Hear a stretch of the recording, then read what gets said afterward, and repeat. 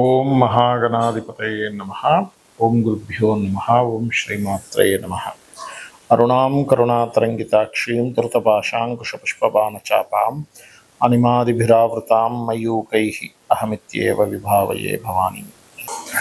ప్రేక్షకులకి ఆ లలితాంబిక అమ్మవారి యొక్క అనుగ్రహం పరిపూర్ణంగా కలగాలని మనస్ఫూర్తిగా కోరుకుంటూ మనం ఈరోజు సూర్య భగవానుడి యొక్క మార్పు అంటే మిథున రాశి నుంచి కర్కాటక రాశిలోకి జూలై 17వ తేదీ నుంచి ఆగస్టు 17వ తేదీ మధ్యలో ఈ సూర్యుడు కర్కాటకంలో ఉంటాడు. మరి సూర్య భగవానుడు జలరాశుల్లోకి ప్రవేశిస్తున్నాడు కాబట్టి ఎవరెవరికి 12 లగ్నాల వారికి ఎలా ఉండబోతుంది, ఏ విషయాల పట్ల జాగ్రత్త వహించాలి, ఎందుకంటే సూర్య రాశుల్లో కేతు ఉన్నాడు ఒకవైపు కాబట్టి ఎటువంటి మంచి ఫలితాలు ఉంటాయి, జాగ్రత్తలు ఉంటాయి, వహించాలనేటువంటిది చెప్తుంది. నేనైనప్పటికీ కూడా చెప్పిస్తుంది సాక్షాత్ లలిత అమ్మవారిగా భావిస్తూ ఒక్కొక్క లగ్నం గురించి, లగ్నం తెలియని వారికి రాశి గురించి మనం ఇప్పుడు తెలుసుకుందాం. సింహ లగ్నము, సింహరాశి. సింహం వారికి లగ్నాధిపతి 12లోకి వెళ్తున్నాడు, 12లోకి వస్తున్నాడు. సో మిథునం నుంచి 12లోకి లగ్నాధిపతి వెళ్ళడం, లగ్నంలో కేతు ఉండడం వల్ల ఇక్కడ మీకు కలిగేటువంటి ఫలితాలు ఏమిటి చూసుకుంటే, వ్యాపార వ్యవహార సంబంధించినటువంటి విషయాలలో కాస్త జాగ్రత్తగా అంచనా వేసి వ్యాపార లాభాలు ఎంతవరకు వస్తాయి. కొంతమంది చూడండి ఎంతో లాభాలు వచ్చేస్తాయని ఖర్చు పెట్టడం ఎక్కువ పెట్టేస్తుంటారు. అది లాభం రావడం తక్కువ, ఖర్చు ఎక్కువ అవుతూ ఉంటుంది. కాబట్టి ఖర్చు ఎక్కువ పెట్టేసి రూపాయలు రాకుండా ఉండే పరిస్థితులు ఏర్పడతాయి. కాబట్టి ఎట్టి పరిస్థితుల్లో వ్యాపారంలో తొందరపడి ఖర్చు పెట్టకండి. వ్యాపారంలో ప్రత్యేకంగా, ఎందుకంటే లగ్నాధిపతి 12లోకి వెళ్ళి కూర్చున్నాడు. 12లోకి వెళ్ళి కూర్చున్నప్పుడు చూడడానికి 11లో గురువు ఉన్నాడు, మంచిదే. కాబట్టి ఏంటి, ఎక్స్పాన్షన్ చేయాలి, చాలా ఎక్కువ వచ్చేస్తుందని మిస్క్యాలిక్యులేషన్ చేసుకుంటారు. ఇది ప్రధానంగా తీసుకోండి. ఎందుకంటే ఇక్కడ ధనస్థానంలో వచ్చి 4, 9 అధిపతి కూర్చున్నాడు. దీనికి ఏమిటి అంటే ఇది భూయోగాన్ని ఇస్తుంది. ఇక్కడ ఖచ్చితంగా భూ సంబంధంగా ధనము, భూ సంబంధంగా గ్రోత్, భూమి సంబంధంగానే పేరు ప్రఖ్యాతులు, కీర్తి ప్రతిష్టలు కూడా ఇస్తుంది. ఇక్కడ ఇవ్వదని కాదు, కానీ బిజినెస్ రిలేటెడ్ దాంట్లో ఇన్వెస్ట్మెంట్ చేసేటప్పుడు కొద్దిగా చూసుకొని చేయండి. లాభాలు రావని కదే ఇది జాగ్రత్త చూపిస్తుంది. ఎందుకంటే లగ్నంలో కేతు ఉన్నప్పుడు చిత్ర విచిత్ర గ్రహము అంటారు. అంటే ఏమిటి, ఏదో వచ్చేస్తుందేమో, ఏదో అయిపోతుందేమో అని దాంతో మనిషి యొక్క తత్వం కొంచెం డిఫరెంట్గా ఇదవుతూ ఉంటుంది. ఇన్వెస్ట్మెంట్ చేసే విషయంలో పర్టికులర్గా రవి 12వ స్థానంలో ఉన్నందుకు గుర్తుపెట్టుకోండి. అలాగే మరొక విషయం ఏంటంటే, ఇక్కడ మీరు గమనించుకున్నట్లయితే ఈ యొక్క మీ తల్లిగారికి సంబంధించిన విషయంలో, మీ తల్లిగారు ఏదైనా కొన్ని లేదా మీ భూమికి సంబంధించిన విషయంలో ఏవైనా డిస్ప్యూట్స్ ఉన్నట్లయితే అవి క్లియర్ అవ్వడానికి, ఏవైనా చూడండి మనం ఒక్కోసారి చదువుదాం అనుకుంటూ ఉంటాం, ఫలానా కోర్సు ఇన్కంప్లీట్ అయిపోయింది, నేను మరలా దాన్ని బ్యాక్లాగ్ ఉన్నటువంటి దాన్ని చదువుదాము అనుకుంటుంటాం. అటువంటివి క్లియర్ అవ్వడానికి చాలా అనుకూలంగా ఉంది గ్రహస్థితి. ఇక మీరు నిత్యము చేయవలసినటువంటిది దత్తాత్రేయుడి యొక్క ఆరాధన చేయండి. ఎలాగో పంచమాధిపతి లాభంలో ఉన్నాడు కాబట్టి మంచి ఫలితాలు కలుగుతాయి.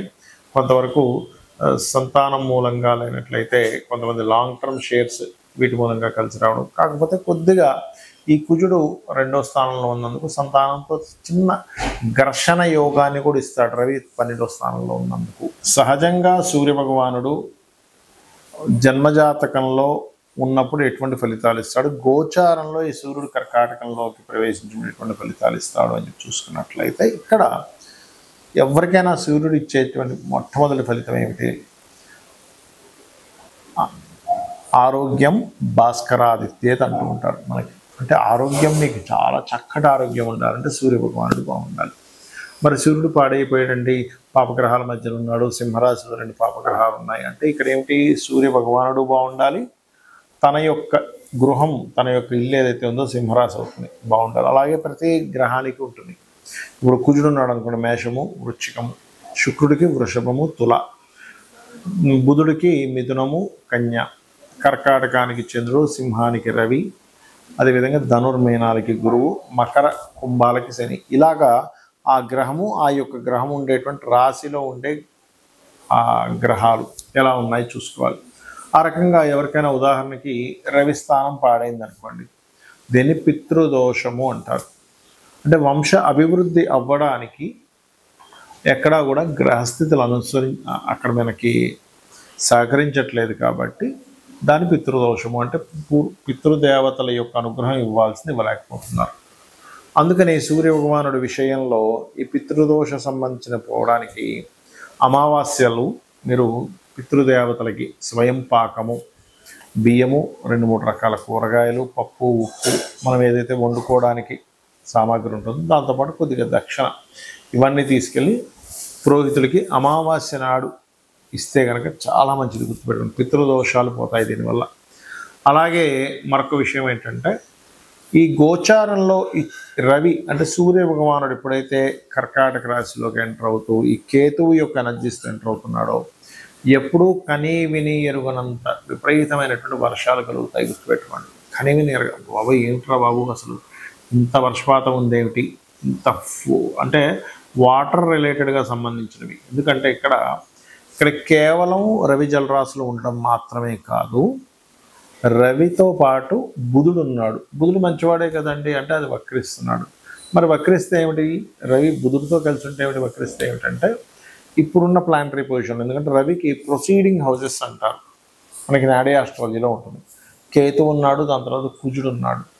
ఈ ఎనర్జీస్ కూడా యాడ్ ఆన్ అవుతున్నాయి అక్కడ రవికి బుధుడు ద్వారా రవి ఉండేటువంటి జలరాశుల వల్ల. ఈ సంవత్సరం అధిపతి కూడా రవి కాబట్టి జల సంబంధించినటువంటివి మరింత పెరుగుతాయి. అంటే భారీ వర్షాలు పడడం, సునామీ లాంటి వరదలు రావడం, ఒక్కసారిగా సముద్రం ముందుకు వచ్చి కొంతవరకు నష్టం జరగడం, అంటే ఏదైనా జల సంబంధంగా.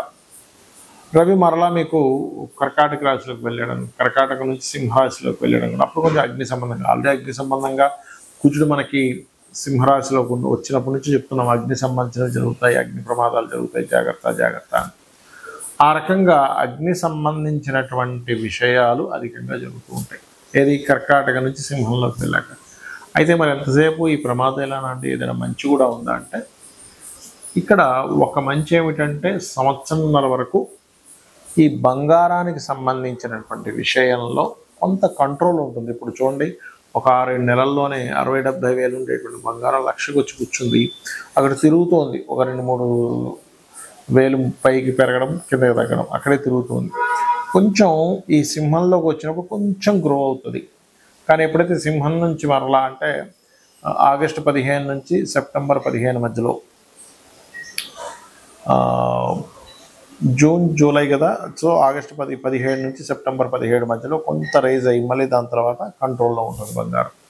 కాకపోతే ఈ కుజుడు ఎప్పుడైతే కన్యారాశిలోకి ఎంటర్ అయ్యి అలాగా వృశ్చికము, తులా వృశ్చిక రాశిలో సంచరిస్తుంటాడో ఖచ్చితంగా ఏవైతే మనకి రియల్ ఎస్టేట్ రంగం కుదేలైపోయింది, అయ్యో భూముల రేట్లు రేవంతున్నటువంటివి, ప్రత్యేకంగా భూ సంబంధించినవి, నేనేది అపార్ట్మెంట్స్ విషయంలో కాదు, భూమికి సంబంధించినటువంటివి 100% రేట్లు పెరిగి ఉంటాయి. మీరు అవుట్స్కట్స్లో చూడండి, సంవత్సరంన్నర నుంచి ఆగిపోయి ఉన్నాయి, అలాగా రేట్లు పెరగట్లేదు తరగట్లేదు, అలా అమ్ముకోవట్లేదు, అలా ఉండిపోయి అలా స్ట్రక్ అయిపోయినటువంటి భూ సంబంధించినవి పెరగడం ప్రారంభమవుతుంది. సేల్స్ అనేది పెరుగుతుంది, రొటేషన్ అయిపోయినది పెరుగుతుంది.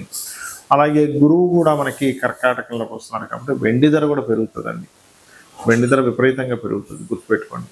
కాబట్టి వెండి ధర పెరగడము, భూ సంబంధించిన రేట్లు పెరగడము, ఆ పర్టికులర్ మంత్లో గోల్డ్ కొంతవరకు రైజ్ అవ్వడము. కాకపోతే ఒక సంవత్సరంన్నర వరకు కొంత కంట్రోల్లో ఉంటుంది. ఇంకొక మాట చెప్తున్నాను, ఇప్పుడే 4.5 సంవత్సరాల తర్వాత గోల్డ్ రేట్ సడన్గా డౌన్ అయిపోద్ది. ఉన్న రేట్ కంటే 20-30% డౌన్ అయిపోతుంది, గుర్తుపెట్టుకోండి. అంటే ఇవన్నీ ముందుగా ఎందుకు చెప్తున్నా అంటే ఆ సమయంలో కొంతమంది గోల్డ్ మీద ట్రేడ్ చేసే వాళ్ళు ఉంటారు, గోల్డ్ కొనుక్కొని ఇన్వెస్ట్మెంట్గా మార్చుకునే వాళ్ళు ఉంటారు. గోల్డ్ ఇప్పుడే కొనేసుకుందాము తర్వాత పెరుగుతుంది అనుకునే వాళ్ళు ఉంటారు. ఇప్పుడు పెరగదు అనుకున్నప్పుడు అనవసరంగా దాని మీద ఇన్వెస్ట్మెంట్ చేయడం ఎందుకు అనుకుంటుంటారు. గోల్డ్ కంటే కూడా నా బెస్ట్ సజెషన్ ఏంటంటే ఇప్పుడు భూమి మీద పెట్టండి, this is the right time. ఇప్పుడు పెరుగుతుంది, మీరు ఇప్పుడు పెట్టినట్లయితే ఒక రెండు సంవత్సరాలు 3 చూసుకుంటే డబుల్ త్రిబుల్ అయ్యే ఛాన్సెస్ 100% ఉంది. కాబట్టి ఈ యొక్క పని చేయండి, ఖచ్చితంగా మీకు బాగుంటుంది. శ్రీమాత్రే నమః.